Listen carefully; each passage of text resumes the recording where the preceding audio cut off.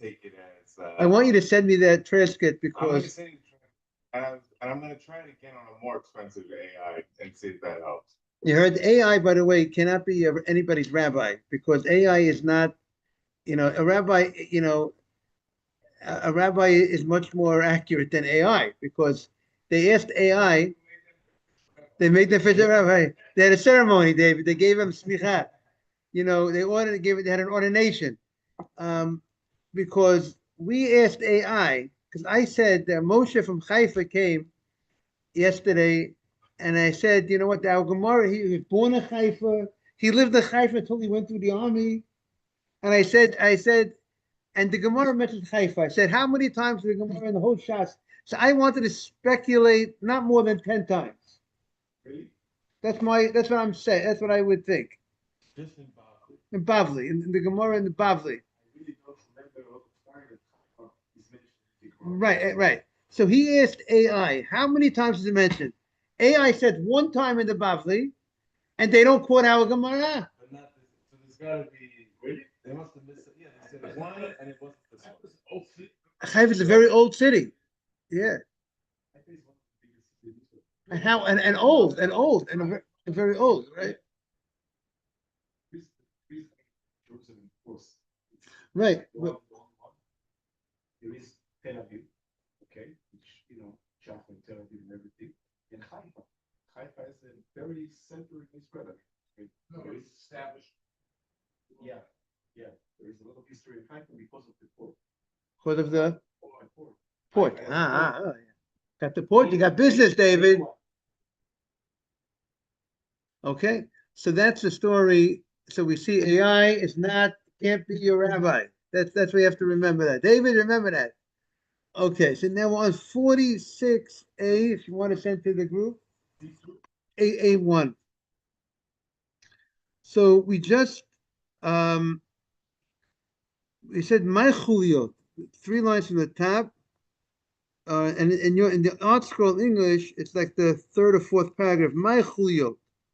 The Gemara wants to understand what does it mean chuliot, because Abaye said that the menorah, the story of the menorah, if you recall, that the menorah fell onto the rabbi's coat, and he didn't want to move the menorah. He didn't want to move the menorah. The menorah was out. It's mukseh. It was lit, let's say, in the beginning of the Shabbat, but it was out. It went out, and he didn't want to move it. So the Gemara wanted to prove. The Gemara says, why aren't we able to prove that? And that was a Talmid, a student of Rabbi Yochanan. And the fact that the student did not want to move it because he said he holds like it seems that he heard from his rabbi most probably that the law follows Rabbi Yehuda. Rabbi Yehuda holds that's mukseh because in the onset of Shabbat, right? It was burning in the onset of Shabbat. It's mukseh. It's a high level. It's a high level mukseh.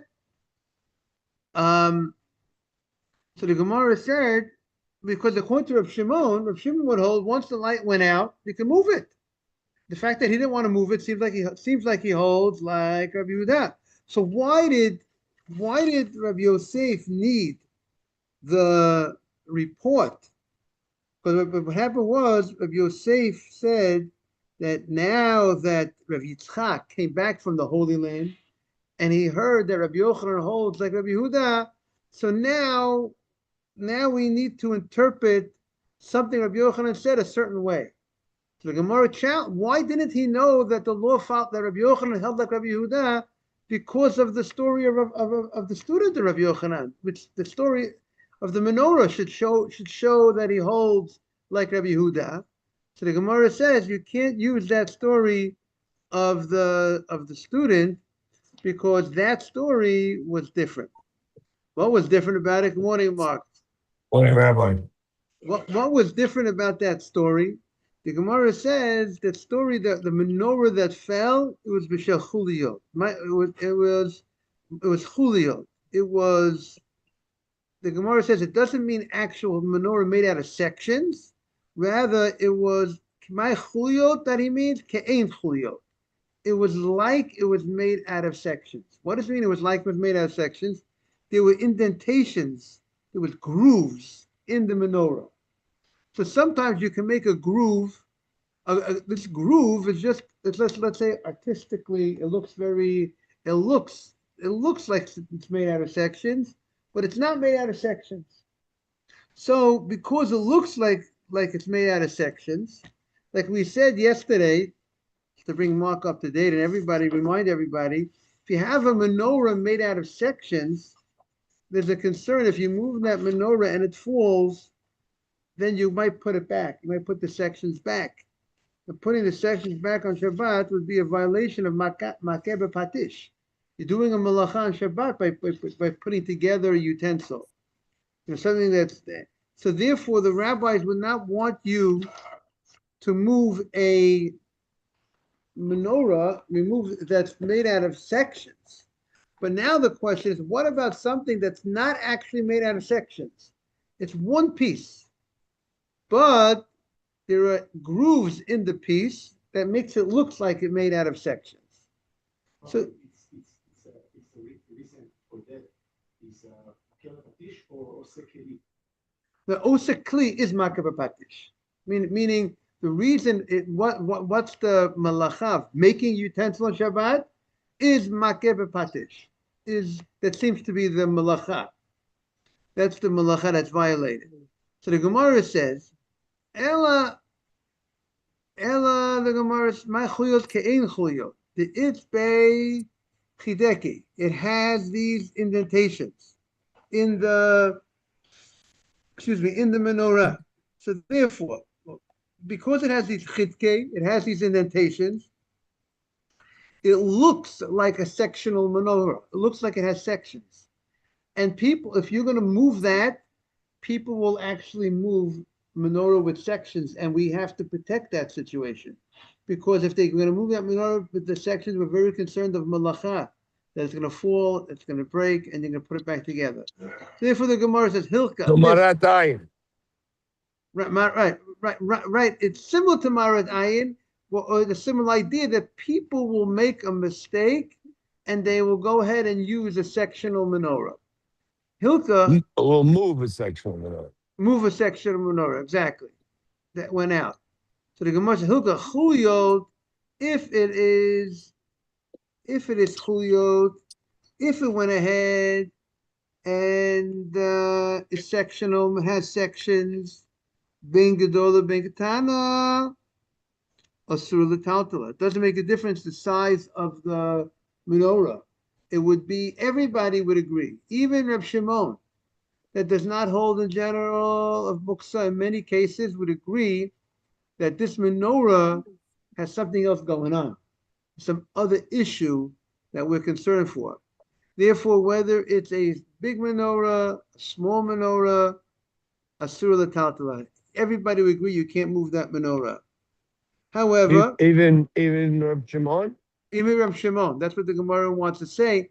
And therefore, you would not be able to prove from the story of the menorah that the fact that they couldn't move it is a proof that the rabbi held like Rabbi Yehuda, that there's muktzah in general. Because maybe this story is different because it has or something, or looks like section. Right. Well, so let's see what was our case. Let's see what our case was. So just to go over something for a minute. Reb Shimon only holds if you're doing a mitzvah and during the mitzvah, or if it's set aside, right? Those are the two things that he holds. It has to be either set aside or set aside with the mitzvah. And in most cases, he only holds the mitzvah. He doesn't really hold the concept of setting it aside. Right. Except with the fruit. With the fruit he held setting aside. Right. The Gemara. So now you're adding a third thing to say, besides it being a mitzvah, and the fruit was its own category almost. Right? The fruit was not, he doesn't hold setting aside anything. He just held the fruit because it was putting spoiled. The fruit on the roof. Yeah, the fruit will dry out. As it gets dried, it gets spoiled, or this or that. It gets spoiled, exactly. Right. Right. So that was like a one-off. Right. And here of we have the another mitzvah. thing going on. Right. So this is a second one-off Right. Another that exception to the general rule. Right. that, that Reb Exactly. Shimon's saying if it looks like it has parts, you can't. He's going to hold its mukseh. Right. And, Exactly. He's going to and hold it. and the reason is because it's looks like it's you're going to make a melacha building. Right. Right. Because we're concerned that You're if it not looks like, comfortable. right, very good. Because if it has section, if it has these grooves, it looks like it's a sectional menorah. And if we're afraid, if you're going to allow the guy to go ahead and move this menorah, he'll actually move a menorah that actually has sections, not that just looks like has sections. And then and there's very big concern might fall, you might come to fix it on Shabbat. So the Gemara says, Hilka Chuyot ben Gedola ben Ketana. If it has sections, no, everybody agrees Asur L'Taltala. And not only if it has sections, you're not allowed to move it, whether it's large or small, but if it's a Gedolah that doesn't have. I'm sorry. I have a question. Yes. So why are we talking about a menorah? Why can't we say he would hold anything that has sections? Anything that has That's sections. correct. Any any menorah that has sections. No, not a menorah. Anything. Now suddenly becomes mukseh. Everything that has a section that you would put back together would be mukseh according to Rav Shimon. You have it's a big hidushi. It's a big change of it's a big departure from where we were. Right. It's not just my thing is it's not just the menorah. Right. Anything with sections, you're going to have the possibility of doing a melacha building. Right. So the reason why the Gemara focuses on menorah is because the Gemara questioned one of the rabbis through using the case of menorah. Because the Gemara questioned Rabbi Yosef. Rabbi Yosef, when Rabbi Yosef heard that that Rabbi Yitzchak went to the Holy Land and he came back with the souvenir, as we called it, the souvenir was that he heard that Rabbi Yochanan holds like Rabbi Yehuda. Now Rabbi Yosef has a total now because of that, that's why Rabbi Yosef now knows that Rabbi Yochanan holds like Rabbi Yehuda. Without the report from Rabbi Yitzchak, who went to the Holy Land, Rabbi Yosef would not know that Rabbi Yochanan holds like Rabbi Yehuda. And the Gemara's question was, why did he need the report from Rabbi Yitzchak's report by going 6,000? We're going to the Holy Land and coming back and giving the report to the people of Bavel about Rabbi Yochanan. He should have known Rabbi Yochanan's position from the story of a student of Rabbi Yochanan. That Rav Asi, who was a student of Rabbi Yochanan, acted like Rabbi Yehuda. So why shouldn't he should have known, he should have been able to figure out from the story of the menorah that Rabbi Asi, who was a student of Yochanan, did not move that menorah that fell on Shabbat, that fell onto his jacket, and he didn't move it openly. Even according to Rabbi Shimon, once it's out, you can move it. So why didn't Rabbi Yosef know from that story that Rabbi Yochanan does not agree with Rabbi Shimon and he holds like Rabbi Yehuda? Because the fact that the student didn't move the menorah seems to be in line with the opinion of Rabbi Yehuda. So the Gemara says, don't bring me the story of the menorah to show me anything. Because the menorah is its own category. It's not like every other light that the people light for Shabbat. Meaning most probably people would light a small thing. Why do we light? Not everybody would light a menorah, a thing. Again, and the menorah that we're talking about is talking about a menorah. And even if people would write the menorah that it's talking about was a menorah that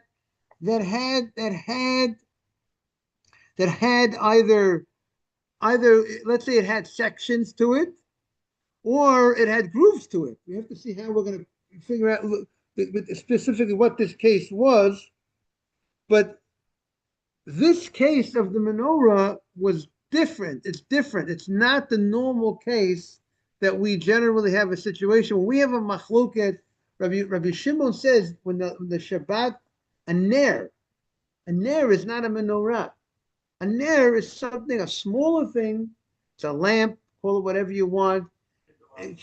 Something small that you put an oil in, and you had it's something that it's something that you have some oil and some wick, but it's not this big. It's not this thing that's sectional. It's not this thing that's large. That it's not that type of item. So that's what the Gemara. So the Gemara is saying that you can't bring me the story of menorah. That was a menorah that fell, and that's different. Now the Gemara says, what's the story with the menorah? So the Gemara says, if you have anything that has sections, it doesn't make a difference. Because now the different types of menorahs. There's a menorah that you can move with one hand, and there's a menorah that you need two hands to move. It's a pretty heavy piece. If you need two hands to move the new menorah, we're talking about something big. So, and sometimes there's a menorah that one hand can move it. So the Gemara says, if it's sectional, it doesn't make a difference how big it is. Whether you need one hand to move it, two hands to, even if you move it with one hand, if it's sectional, it's a problem. But what's the hilka? Chuliyot ben gedola ben ketana sula taltala. If it has different sections, it doesn't make a difference. If we could use one hand to move it, two hands to move it, it's large or small, you cannot move it. However, gedola nami de itbe chitke. If you have a large menorah, but it has grooves, so the grooves, those indentations, make it look like a sectional menorah. So if it looks sectional, gzeira atu gedola dechuliyot. There's a gzeira that we have to say you can't move that sectional menorah that has grooves, because then you're going to go move you can't move a menorah that has grooves, even though it doesn't have sections, but it looks like what has sections, right? That's the more common, as Rashi says, a large menorah is usually made with sections. Good morning, Mark. Yes. Your Gemara, I think, is right there, Mark. We have 46a, Memvav A. So, yeah, we're moving. We're picking up some pace. So the Gemara says, Gedola, since it's commonly, the large menorah is generally made out of sections. So even if it's not made out of sections, if it has the grooves that look like sections, people will think that it's a sectional menorah. And therefore, we got to make sure people don't move that. And that, that's what Shlokish says, talking about when you need two hands to move it, David, that means it's a large thing. Usually, if you need two hands, usually it's made out of sections. So even if it's not made out of sections, right, Moshe? But the fact that it looks like it's made out of sections, has those indentations, those grooves, we can't move it. And that's where Shlokish says, if it's large, that you need two hands, it's mukseh. Ki pligi, but what's the argument with the small menorah that you could move with one hand, Adam? One hand's enough. And it has grooves. But everybody knows it's not a sectional menorah. That's how Rashi says that's the case. Ki pligi, the isbek chitki. So it's like, you know what? It's called one negative, one positive. What's going on here? We see when you have something that's large, so there's two things going against you. And it has grooves. It looks like, right? It has grooves. It looks like a sectional menorah, and it's common, and that's the norm that people make this a sectional menorah. The small menorah that has grooves, it doesn't look, I mean, the grooves makes it look like a sectional menorah, but everybody knows it's not a sectional menorah. meaning it has something that gives a certain appearance. I know it's not that. I know it has the grooves, but I know it's not. But everybody knows this menorah is not sectional. You don't make this small thing out of sections. It's you're wasting your time. What do you make? You make usually when you make sections, it's over something that you need. It's too hard to do everything at one time. But that's where the machlokas is. That even though everyone knows it's not made out of sections, but it has grooves in it that has that look. So because it had what? So that's so that's what the Gemara says. The Gemara says katana ki pligi biktana. They're arguing by a small menorah that you could take it even with one hand. And the Gemara says that the itbe chitki has these grooves. Ma sava. Rabbi Yochanan holds gazrinan. We are going to make a gzera even on this small menorah but the fact that it has these grooves in it, so people, if you're going to move this small thing with grooves, the grooves have the sectional look. That's what it looks like. You have that line and the indentation, right? It looks like it's different. Floor 1, floor 2, whatever, section 1, section 2. You have those grooves going across. So if you're going to allow the movement of that, people are going to not differentiate between a sectional menorah, a small menorah that's not sectional, because they see the look. The look is the sectional. It has that. It's made out of sections. That's Rabbi Yochanan. Masava gazrina or masava. You say it's a little bit. So here, so this is not right. This is a later rabbi's discussion. Rav Shimon is a Tana. Rabbi Yehuda is a Tana. They're early rabbis. They're not discussing this case of the small menorah. Do we make a gzera? Are we concerned with it? It has these grooves. It looks like a sectional item that's sectional, but even though it's not actually, they're not talking about that. You're right, Mark. Rav Shimon, even Rabbi Yehuda could hold that maybe it's not a problem. Now Rabbi Yehuda, no, but he has to hold it's a problem because it's a menorah. Because it was lit, when Shabbat came, it was a problem, right? Where she was on. Right, because it was on when Shabbat, right.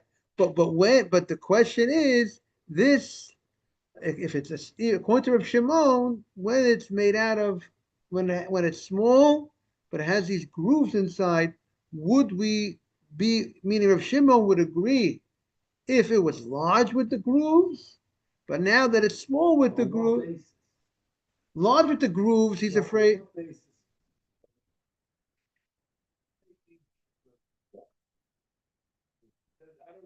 it's not Rabbi Yehuda because Rabbi Yehuda doesn't hold every menorah.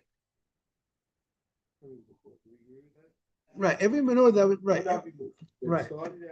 Starting on Shabbat, it can't be moved. That's for sure. What is this? What are you talking about? Grooves, parts, putting together. Right. Because right. From there, After that, then you're going to tell you the difference if it's with the grooves or not with the grooves.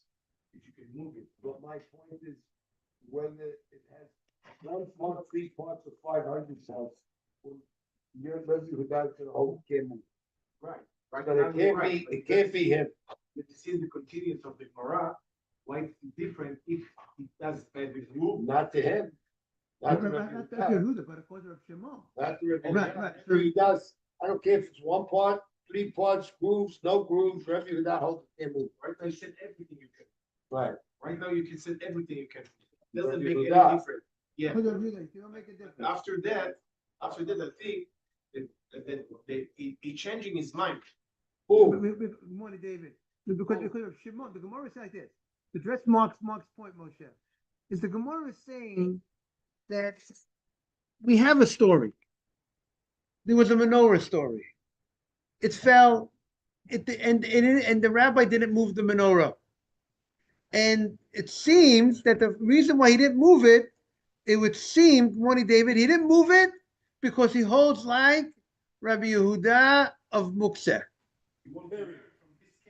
They wanted a proof from this case that you hold like Rabbi Yehuda by Mukseh, can't move it. The menorah went out on Shabbat, 10 o'clock at night. It fell on, then later it fell on the rabbi's garment. You can't move it. It's Mukseh. Doesn't make the right. Can't move it. That's what the Gemara wanted the Gemara understood. Seemingly, that is a proof that the rabbi didn't move it because Rav Shimon would say you can move it after it went out. Lights out, you can move it. Rav Shimon. To that, the Gemara says that story that the rabbi Rav Asi, who's the student of Yochanan, did not move it. You can't prove that he holds like Rabbi Yehuda. You know why? Maybe in general, a small little Shabbat thing that went out, he would move, maybe, after it went out. That's not, we don't do that, but he would, maybe the rabbi who didn't move it, you can't prove he didn't move it because he holds like Rabbi Yehuda. You wanted to prove, what would the Gemara want to prove? The fact that why didn't he move it when it went out? Rav Shimon says you can move it. He didn't move it is because why? Because like Rabbi Yehuda. To that, the Gemara says, no. Maybe he holds like Rav Shimon. So, but if it called Rav Shimon, why didn't he move it? He had this menorah, fell onto his jacket. Move it. Called Rav Shimon, pick it up and move it. No problem. Called Rav Shimon was very lenient. When it's on, you can't touch it. It's off, move it. The Gemara says because something else is going. Because this case is not the case that Rav Shimon would say you're allowed to move it. Right. It has to be about Rav Shimon. It's all about Rav Shimon. Rav Shimon, who says generally you can move a lamp, a Shabbat small lamp that after it went out, this case, he would agree that you can't move it. But we assume that he would he agree. doesn't have the case. Right. We assume that he would agree, and therefore, exactly, we don't have the case. He doesn't talk about it. We don't talk about it. We're trying to decipher. And the Gemara is saying, therefore, Rabbi Yitzchak, Rabbi Yosef, the only way he knew that the law that Rabbi Yochanan held like Rabbi Yehuda was not from the story of the menorah. The menorah story could have been Rabbi Shimon's opinion. They didn't want to move it because it has nothing to do with Rabbi Yehuda. And Rabbi Shimon's, they're arguing in a different case. They're not talking about a sectional menorah, something that has grooves that might fall and you might put it back together. And then we're afraid of a big problem called making utensils on Shabbat, right, David? We can't make things on Shabbat. Can't build things on Shabbat. So therefore, they're afraid you move that sectional menorah and it falls, you put it back together. So that's what the Gemara is saying. And now the Gemara is trying to understand how far do we go by a menorah that's made out of sections, the pointer of Shimon, let's say. It's made out of sections. How far would we go what we'd be worried about a problem? So the Gemara says, if it's made out of sections, if it's made of different, part one and part two, and you put it together, you screw it up. By the way, you should know, menorahs today, some of them, you see them made out, you screw it bottom to the top. They're sectional, right? So at least them in the plastic, not the plastic, the melty silver plated. You know what I mean? I can't tell you about this. Also same thing. So, the menorah in the Beit HaMikdash was made out of one piece. It wasn't put together. So the Gemara, that's what the Gemara says. If it's made out of sections, large, small, you can't move it on Shabbat. If it's made, even if it's not made out of sections, the Gemara says, but it looks like it's made out of sections. How? Because you have that like indentation that looks like it comes out. It has a groove. Even if it's not made out of sections, but this size, it's a type of menorah that's large that you need two hands to move it. Usually when it needs two hands to move it, it's heavy, it's made out of sections. Right, David? So even though you were this artist, you were able to make it out of no sections. You can't move it on Shabbat because people will say, hey, if you're moving that, you can move a sectional menorah. But what about something that's small, you can move it one hand. People know it's not made out of sections, but you know what? It has the section. It looks like it's made out of sections. So how would we say that if you allow the small thing that looks like it's made out of sections, people will say a large thing that looks like it's made out of sections is or would people say that Rashi says that a sectional menorah would be fine? People will make a mistake. They'll say, look at this item. It looks like it has sections, and you use it on Shabbat. People will go ahead and say, even if it's made out of sections, you could use it on Shabbat. Therefore, I mean, you could see a good, maybe just to answer Mark's issue. Well, the rabbi's going very far, but if you have a small menorah made out of sections, it's the problem. So when you have a small menorah that looks like it's made out of sections, even if it's not, I could see like people can make a mistake. Here's a small menorah. It looks like it's made. It looks like it has sections, but it has these grooves in it. It has these grooves. So if you're going to go ahead and allow you to move that on Shabbat, so they'll something that actually has sections, they'll also move. The problem is not the weight, right? It's not the weight. It's not the weight. This case, it's not right. If it's small, it's not the weight. It's the appearance. So if it has the So now, this is a huge departure for, if you want to say for. the new case, it's a special case. Because if I say anything, it's made of sections, now became anything, skip. go Right, past right, it, right, right. You know, because he doesn't care. Anything that's made- Because once the light goes out, it's not upset, according to that. So now you're saying, anything that is built in sections that can fall down, I cannot pick it up, or even looks like it's built in sections. Pull down, and it's the comment to put it back together, I right? can't pick it up. I can't move on a Shabbat, right? So you're asking a great question, But sir. even if it's on the table. Right, right. This item stuck. The Rav Shimon suddenly became obsessed. No big. Okay, so let's take a. It says Shachuyas. Rashi says a menorah of that made out of parts. Maybe it's going to fall, right? That you should be so afraid of such a thing. That's your question. This is a huge change. A huge change in what he's holding. Well, let's see if anybody makes any point on that. It's not just a menorah. Anything that's made in parts or looks like it's made in parts. Okay, so let's see over here.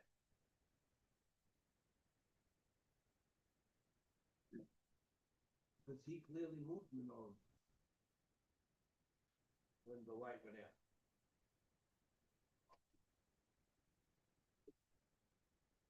Right, I mean Rashi. That's how Rashi learns. Maybe it's going to fall, and then you're going to fix it. And it didn't fall yet. So obviously it didn't fall. So Rashi. That's how Rashi's learning. Okay. So the Gemara continues. Now the Gemara continues. Rabbi Yochanan says the law follows Rabbi Yehuda. The Gemara says, but we have something that seems to be in contradiction to that. V'hamar Rabbi Yochanan. Rabbi Yochanan says halacha kistam mishnah. When you have a mishnah, right? Rabbi Yehuda Hanassi organized the Mishnayot, right? We are on the top right of the page. Rabbi Yehuda Hanassi organized the Mishnah. He wrote, he put all the rabbis together. You know, there are many different arguments in the Mishnah, right? But if sometimes he'll quote, Rav Meir says this, Chachamim say that.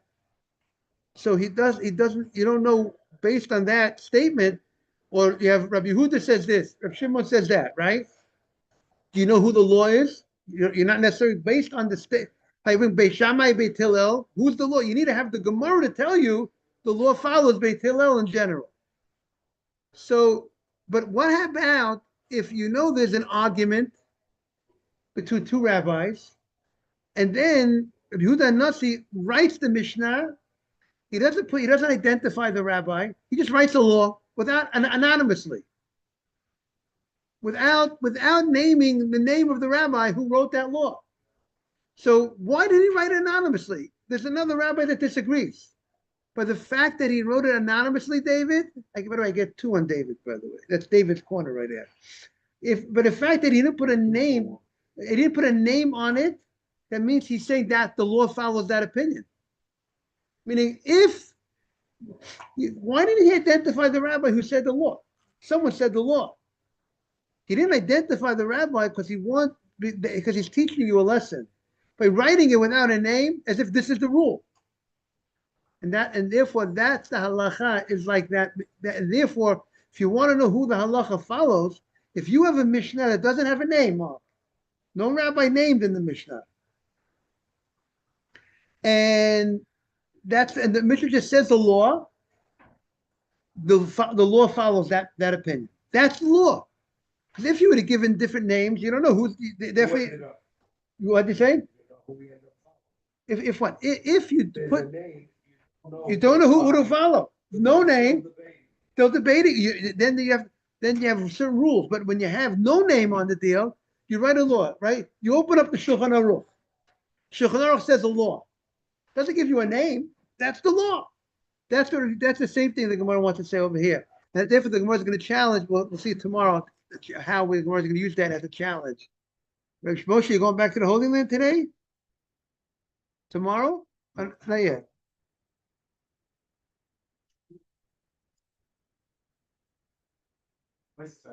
Uh-huh.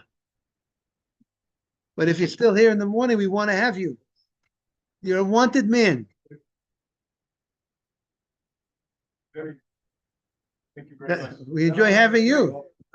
You to take care, Dave. Thank you. Mark, yesterday we had tremendous hashgacha pratit. Take it, Dave. You want to hear hashgacha? This man is from Petach Tikva. And the Gemara mentioned the word Haifa from a city, a certain rabbi from Haifa. He said, I said it's very rare in the Gemara. You have the city of Haifa is mentioned in the Gemara. Never. I said maybe I say less than 10 times I'm speculating throughout the Shas, maybe less than 10 times. Where did he grow up? Haifa. Born and bred in Haifa until he was after the army. And then here's another thing for you, Mark.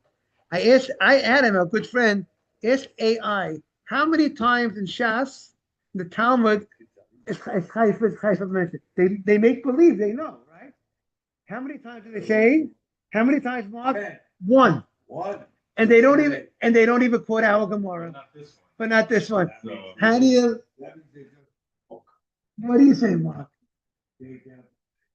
People make him the rabbi. They gave him the ordination already, and they're so wrong. Black and white. The second time we caught them very recently. It's good. It's good. People need to know. Yeah, people need to know. And you know what? Anytime I get something from AI, say back, this is wrong. Oh, you're right. It is wrong. Yeah, exactly. Have a great day. Asaf, have a great day.